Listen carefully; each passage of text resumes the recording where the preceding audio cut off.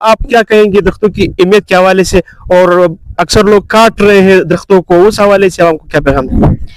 دیکھیے سب سے پہلے تو یہ کہ ایز اے انوائرمنٹل اسٹوڈنٹ میں نے بہت یہ سب کچھ سیکھا ہے کہ درختوں کو جتنا ہم لوگ امپورٹینس دینی چاہیے ہم اتنی دیتے نہیں ہیں.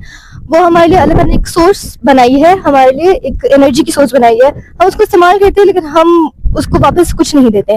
تو درخت لگانا ٹھیک ہے ٹائم لگتا ہے, لیکن ٹائم کا مطلب یہ نہیں کہ ہم بالکل چھوڑ دیں. ایک نہ ایک دن یہ چھوٹے پودے بڑے درخت بن جائیں گے اور پھر یہ ہماری فیوچر جنریشنز کے لیے ہیلپ کریں گے. تو درخت بہت امپورٹنٹ ہے, اور صرف گرمی کے علاوہ یہ بہت ساری چیزوں کے لیے ہمارے مدد کرتا ہے. پولوشن میں, ایئر پولوشن میں یہ بہت امپورٹنٹ ہے درخت لگانا. اور جو لوگ صرف اس کو ایک ایز اے سینری کے طور پہ لیتے ہیں کہ درخت صرف دکھنے میں خوبصورت ہے, وہ بالکل غلط ہوتے ہیں.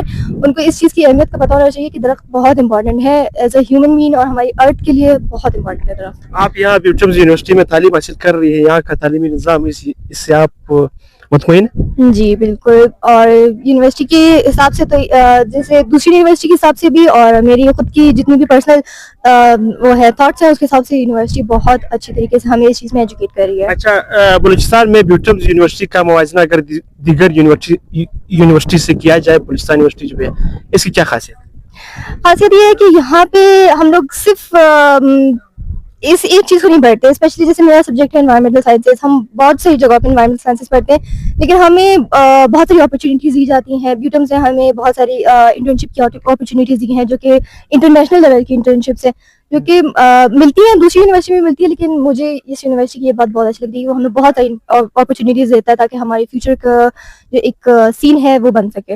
لڑکیوں کی تعلیم کے حوالے سے کیا کہیں گی؟ ابھی بھی ہمارے معاشرے میں لڑکیوں کو تعلیم سے دور رکھا گیا. یہی بات ہے کہ لڑکیوں کی تعلیم, حالانکہ بات تو یہی ہے کہ لوگوں کی سب سے پہلے سوچ ہوتی ہے کہ یہ پڑھ کے کیا کرے گی, اس نے تو شادی کر لینی ہے. صرف پڑھائی کا اسی سے مطلب نہیں ہوتا کہ وہ آگے جا کے جاب حاصل کرے. ایک ایجوکیشن جب آپ کو ملتی ہے تو آپ کے ایز اے پرسن آپ بنتے ہیں, آپ کی پرسنالٹی بنتی ہے.